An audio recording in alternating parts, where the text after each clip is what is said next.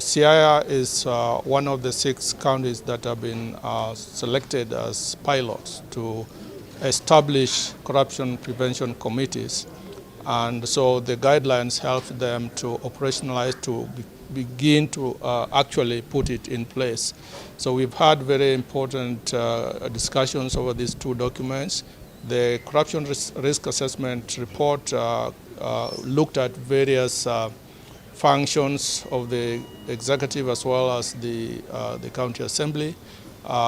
Basically, what that assessment did was to do an in-depth review of the systems, processes, and procedures to be able to identify possible weaknesses or loopholes that may give rise to corrupt practices or unethical conduct. But the assessment also looked and acknowledged areas of improvement, areas of strength in those systems, processes, and procedures. I would like to emphasize that the corruption risk assessment is not an investigation. It's not even an audit.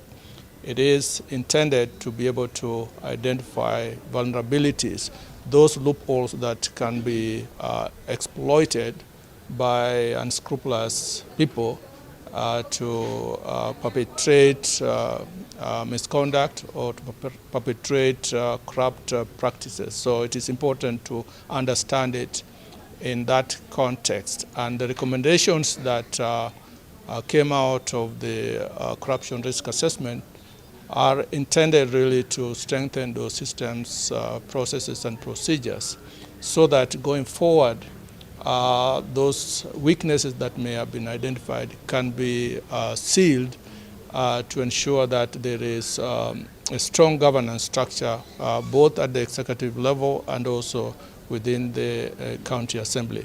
Now, we are doing this as part of the ongoing engagement between the commission and the county governments, as well as other ministries, departments, and agencies throughout the country, with the whole sole purpose of strengthening systems and procedures to make sure that we can actually prevent corruption from taking place in the first place. It's more proactive rather than reacting to cases of corruption. It doesn't mean that if we come across circumstances which actually indicate that corrupt practices have taken place, it doesn't mean that we will stop at that. We will make sure that we go to the extent that is permissible based on the mandate of the commission. But for this particular exercise, the idea was basically to be able to work together with the county government to address any possible risk that may exist in their systems, procedures, and processes. So that is why we came here to launch those reports. We have presented those reports to the His Excellency the Governor, as well as the Speaker of the County Assembly. And the CPC guidelines are also very important because they deal with the composition, the mandate, and the responsibilities of the corruption prevention committees. And these are being piloted, as I mentioned, in the first 6 counties, which include Siaya, Vihiga, Kakamega, Elgeyo Marakwet, Kisumu, and I think those are the 6 ones that we identified. And this is also being supported by our development partners, the GIZ, who are actually helping through their good governance program to make sure that we are able to put in place mechanisms that strengthen governance and therefore preventing corruption from taking place.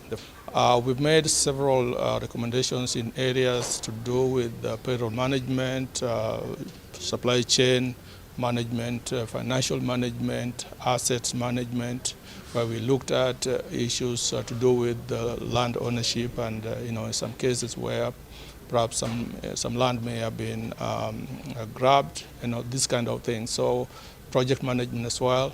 So we've had a lot of issues that have been identified, and these have been included in the report and communicated to the executive as well as the assembly.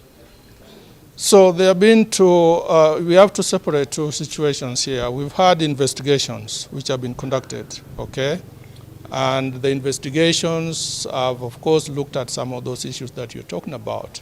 And as you know, investigations take time.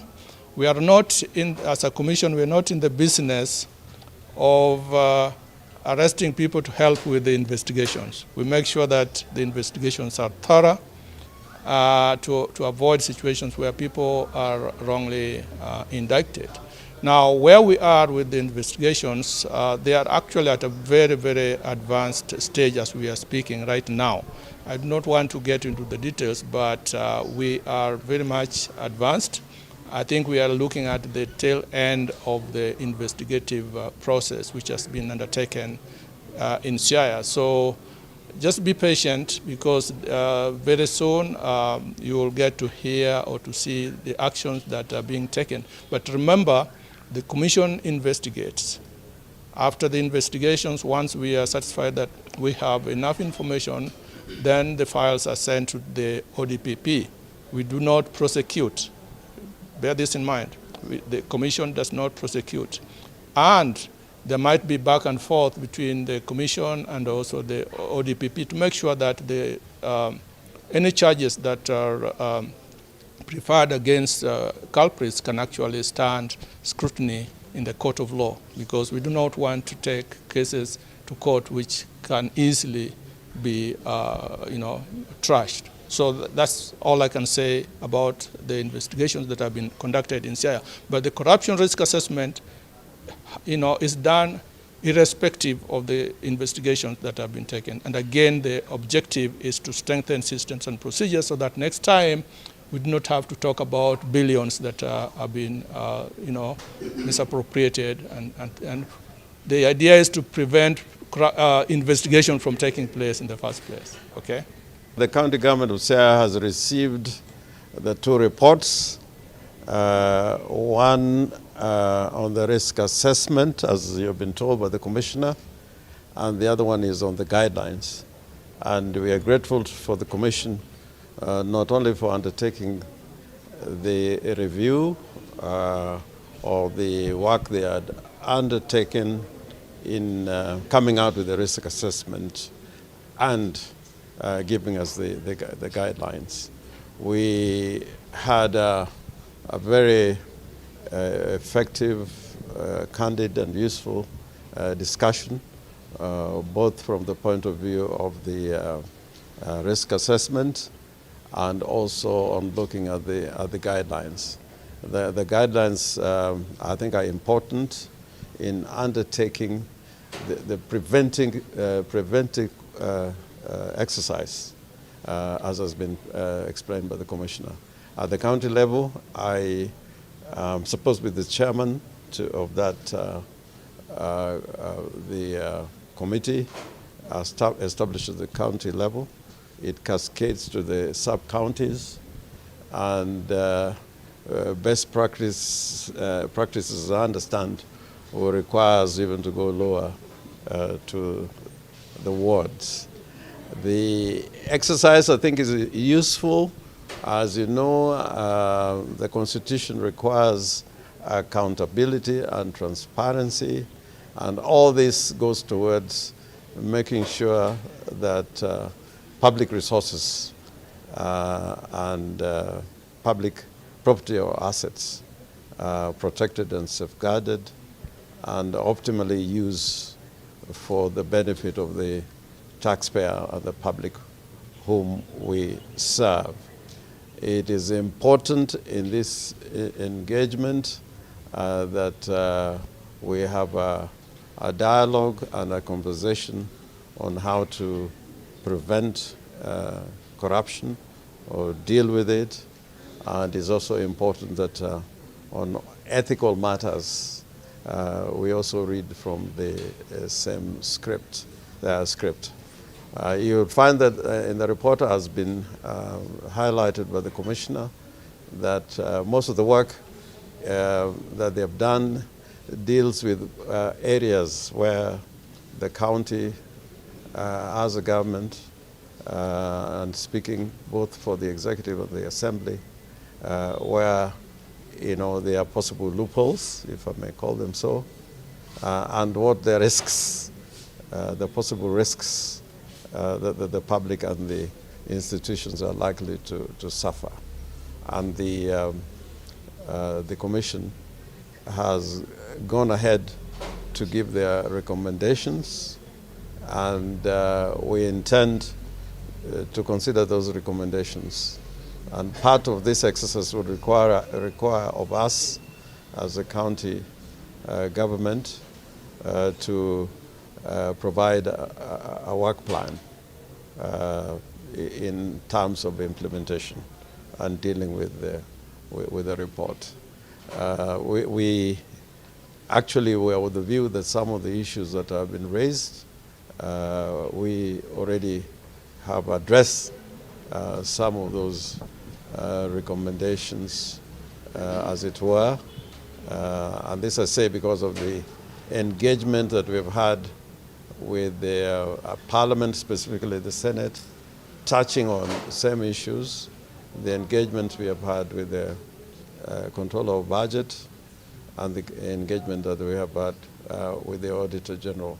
But in saying that, I must add quickly that the engagement of the Commission at this point in time is not so much finding out what has gone wrong or what is wrong for the sake of it, but I think the exercise is to ensure that now and in the future those loopholes do not exist, or those loopholes eliminated, so that there are no risks and no actual losses to resources and even damage to public property and assets.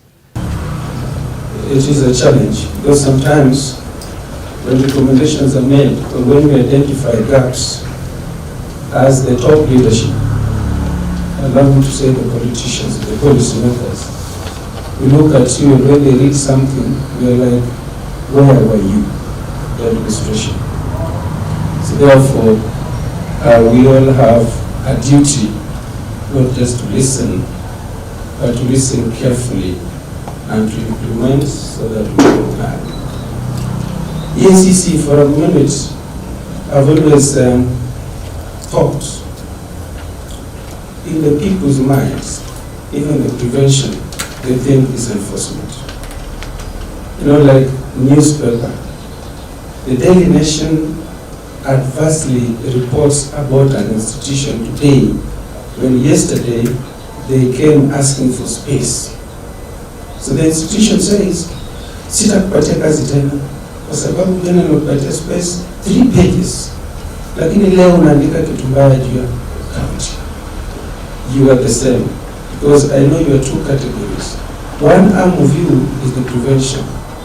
The prevention team, I am convinced or persuaded to believe that what excites you is when there's zero tolerance, when there's 0 cases reported about corruption in the institutions. You may not want to admit, but you know that the enforcement team, what excites them most is when a suspect is marched, preferably from his bedroom, at the full glare of the media, and is a suspect, and arraigned in court, charged. Whether acquitted or convicted is none of their business, much as they would celebrate conviction. But for you, it is different. I know even here, some of us will ask you, you are not doing enough with cases that were reported to you. But it wasn't you, perhaps the commissioner. But the commissioner is not an implementer. So you sit at a place where you are one wing wants compliance and wants us to get it right. Another arm wants the drama. The deputy regional manager, you want both the drama and the prevention. That is what we would want. But again, we appreciate that. And in bribery demands, Siaya continues to ensure that briberies are demanded